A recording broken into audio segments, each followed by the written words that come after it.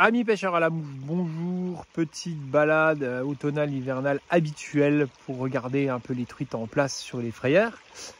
Et ces petites balades m'amènent tout le temps à des réflexions philosophico-techniques sur la pêche en nymphe.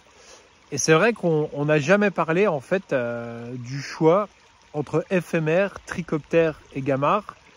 Parce qu'on est toujours zoomé sur des dubbings, des couleurs de billes, des tailles d'hameçon. Et on n'a jamais fait la réflexion déjà à la base, le grand blabla important sur en fait c'est quoi la différence entre un éphémère, un trichoptère et un gamard dans l'utilisation en pêche en nymphe. Alors je vais parler ici des pêches en nymphe entre guillemets académiques, dérivantes. Et tout de suite je mets de côté les pêches en nymphe incitatives où on tord le bras des poissons, donc c'est-à-dire avec streamer et squirmy. Voilà, c'est là que vous voyez mon amour pour les leuristes, le grand respect de la nature. Je plaisante, je vais encore me prendre des scuds avec ça. Donc on reste dans la vraie pêche en nymphe incitative, même moderne. Donc pêche en sèche, pêche au fil, pêche avec nymphe en dessous du pompon, pêche à vue en dérive, voilà. Vous m'avez compris, sur une discussion constructive trichoptère, éphémère, gamard, on ne va parler que des pêches en nymphe en dérive. Et d'ailleurs, cette discussion est très complémentaire avec celle de la pêche en sèche. Donc là, la première théorie personnelle, c'est que moi j'ai développé une méthode nymphévolution avec un trichoptère en pointe et une sauteuse, excusez-moi, et une pheasant tail en sauteuse. Donc une céramique en pointe et une pheasant tail en sauteuse. Et ce qui est génial avec nymphévolution, c'est que j'ai en face de moi un grand laboratoire de clients qui utilisent en même temps que moi et qui challenge en fait mes produits. Et ça c'est génial parce qu'en fait ça ment pas. Et du coup, on va parler déjà éphémère trichoptère, on verra les gamards après. Mais en 10 ans, j'ai plusieurs clients qui ont essayé l'inverse. Donc qui se sont dit tiens moi je vais prendre le contre-pied du Stan, vous avez bien raison. Je vais faire éphémère en bas et trichoptère au-dessus. Et ben je vais vous dire sur le résultat statistique, hein, c'est quand même 10 ans de mouches produites. C'est des dizaines de milliers de mouches qui sont testées par plein de gens. Et ben ma théorie personnelle tient la route parce que ce que j'avais pensé à la base en grand observateur de la rivière, n'oubliez pas que nymphévolution en latin, nymphévolutis, ça veut dire savoir regarder la rivière, c'est aussi simple que ça. Bah moi dans mon passif de pêcheur en sèche, oui parce que j'ai un passif de pêcheur en sèche, puis je suis tombé dans le côté obscur de la pêche en nymphe, je suis devenu ce salaud de personnage de nymphévolution qui prend que la bonne part du gâteau, qui pêche qu'en nymphe, voilà. Donc du coup, dans mon grand passif de pêcheur en sèche, bah, j'avais bien remarqué que les éclosions d'éphémères, comparées à celles de trichoptère, sont beaucoup plus consistantes, beaucoup plus étalées dans la journée que les éclosions de sedge, en fait, qui sont furtives, violentes, d'un coup d'un seul et ça rentre. Donc en fait, par simple déduction cartésienne et par bon sens paysan, parce qu'en fait, nymphévolution, c'est qu'un artisan qui a du bon sens paysan, bah, je me suis dit, pour passer de la sèche en nymphe, je me suis dit, gros, comment vous vient ? En fait, les trichoptères, ils passent très peu de temps dans la colonne d'eau. Logiquement, si je regarde ma pêche en sèche pour aller vers la pêche en nymphe, si j'écoute ma rivière. Et du coup, sur ma pêche à deux nymphes, parce que je crois dur comme fer que deux poissons au bout de la ligne, deux nymphes au bout de la ligne, ça fait 2 fois plus de poissons, parce qu'il y a 2 nymphes qui nagent dans la colonne d'eau. Voilà. Je vous rappelle qu'il y a des Tchèques et des Polonais qui sont maso ou sadiques qui pêchent à 3 ou 4 nymphes. Donc moi je suis un sympa. Et du coup, mon postulat de base, c'était, vu que je passe beaucoup de temps au bord de l'eau, j'observe, il y a vraiment une différence notable entre le temps que les éphémères et que les trichoptères passent dans la colonne d'eau. Et en réfléchissant, en analysant la chose, en discutant avec des potes, en challengeant cette théorie, je me suis dit donc du coup, ce serait beaucoup plus malin de pêcher avec un trichoptère en pointe et une pheasant tail en sauteuse, puisqu'en fait, je vais suivre les règles statistiques de la nature. Et c'est vrai que vous pouvez aller n'importe où, en réservoir, au Canada, dans des rivières urbaines comme la Gers, à côté de Lyon. Il y a toujours une consistance dans les éclosions d'éphémères qui sont beaucoup plus étalées dans le temps. Alors qu'on le sait, c'est même quasiment la légende urbaine, il y a eu une éclosion de sedge, c'était intense, c'était un truc de fou. Et on a tous vu des murs de sedge, de trichoptères qui éclosent très rapidement, donc qui passent très peu de temps dans l'eau. Et le pendant de ça dans la pêche en nymphe, c'est vraiment quand on pêche à deux nymphes, le trichoptère en pointe et l'éphémère en sauteuse. Voilà. Donc, je suis assez fier. Enfin non, je ne vais pas dire que je suis assez fier. Ouais, si je suis assez fier d'avoir bien compris la rivière, parce que ce qui me passionne vraiment, c'est comprendre comment une rivière, elle fonctionne, et que cette théorie, elle tienne la route sur une méthode d'infévolution validée par des centaines de clients. Donc ça, c'est quand même cool, parce que j'ai trouvé une des grandes lois de la pêche en nymphe, donc trichoptère en pointe, pheasant-tail en sauteuse, et c'est pas rien, parce que c'est dur d'éditer des grandes lois dans la pêche à la mouche, et c'est justement cette magie de la nature qui nous intéresse. Mais moi, du coup, ma grande loi de trichoptère en pointe et pheasant-tail en sauteuse, bah, du coup, elle tient la route depuis 10 ans. Et apparemment, la rivière qui fait juge de paix a validé ça. Voilà. Donc, je voulais vous rappeler ça parce que ça va aider des milliers de nympheurs, en fait, juste de comprendre ça. Et vous voyez que c'est des choses simples, mais pas faciles à comprendre. Voilà, il faut déjà comprendre la différence entre un trichoptère et un éphémère. Il faut passer du temps au bord de l'eau, au lieu de regarder des vidéos sur YouTube comme vous êtes en train de faire. Je plaisante, bien sûr. Et ça, je trouve, c'est classe. Franchement, c'est classe parce que quand je me balade au bord de l'eau, comme ça, bah, j'ai plein de pensées qui reviennent sur ce que je fais avec Nymphévolution. Est-ce que je suis en adéquation avec la rivière? Est-ce que je ne me fourvoie pas et j'essaye pas en fait de tordre la main à la rivière avec mes gamarres translucides qui sont du marketing? Et non, quand je vais soulever une pierre là et que je prends un gamard, je me dis, ouais, il est putamment translucide, ce gamard. Et une fois de plus, les clients valident derrière. Donc c'est assez grisant, si vous voulez, d'avoir un laboratoire de clients comme vous qui valide en fait ma lecture de la rivière. Donc ça c'est super classe. Voilà. Donc trichoptère éphémère, c'est à peu près tout ce que je voulais dire. Voilà, bon ça j'enfonce une porte ouverte, mais les trichoptères sont toujours plus gros que les éphémères. Vous voyez, c'est des fondements de base qui peuvent déjà aider à fond quoi, dans la pêche en nymphe. Au lieu d'aller se prendre la tête entre une bille cuivre vieillie et une bille cuivre claire, il faut déjà assimiler toutes ces choses-là évidentes de la nature, vous voyez. Et d'ailleurs, les trichoptères, je trouve qu'on sous-estime souvent la taille des trichoptères. Et c'est pour ça que moi, comme Zanella il dit, je lui fais des baobabs. Donc les trichoptères que je fais pour Zanella, ou les plus gros trichoptères de ma gamme, c'est des putains de baobabs.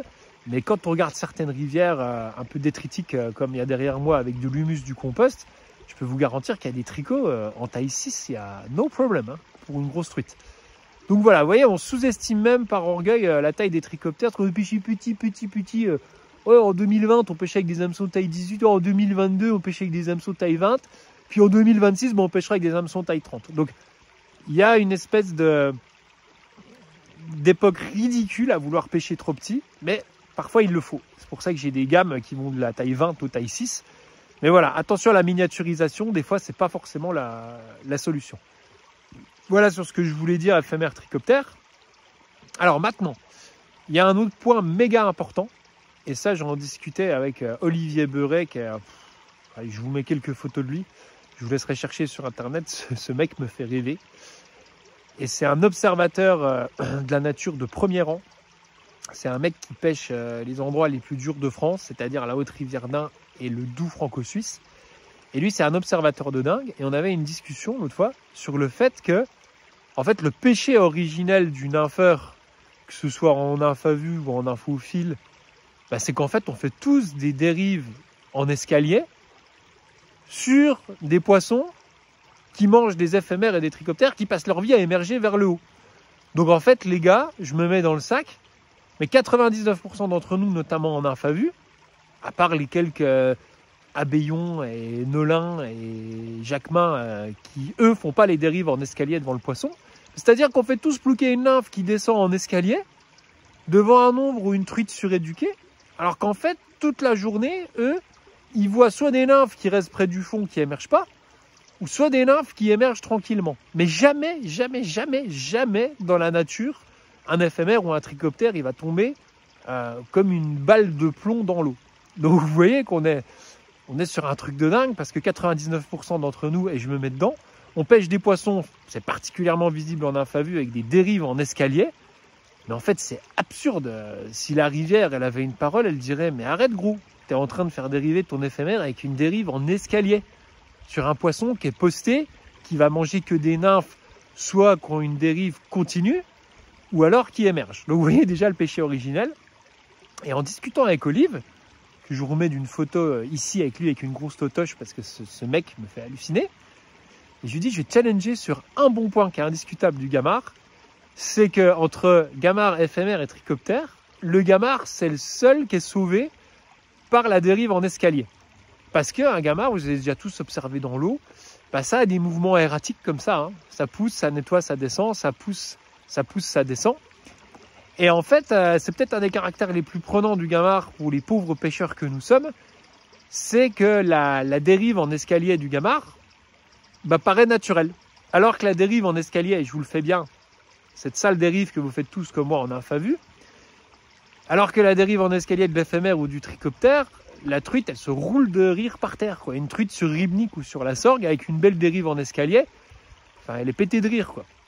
Alors que le gamard, il sauve le jeu parce que cette légère descente, surtout avec des pattes qui freinent ou en effet un peu comme ça virevoltant, et ben cette descente naturelle du gamard en escalier, elle prêche pour sa paroisse, si vous voulez. Donc ça, c'est une différence énorme parce que bah, vous avez compris ma blague. Il n'y a pas d'émergente de gamard. Voilà. Je fais souvent la blague avec des copains quand ils me demandent quelle mouche tu pêches. Je pêche une émergente de gamard. Seuls les plus cultivés d'entre vous auront compris la boutade.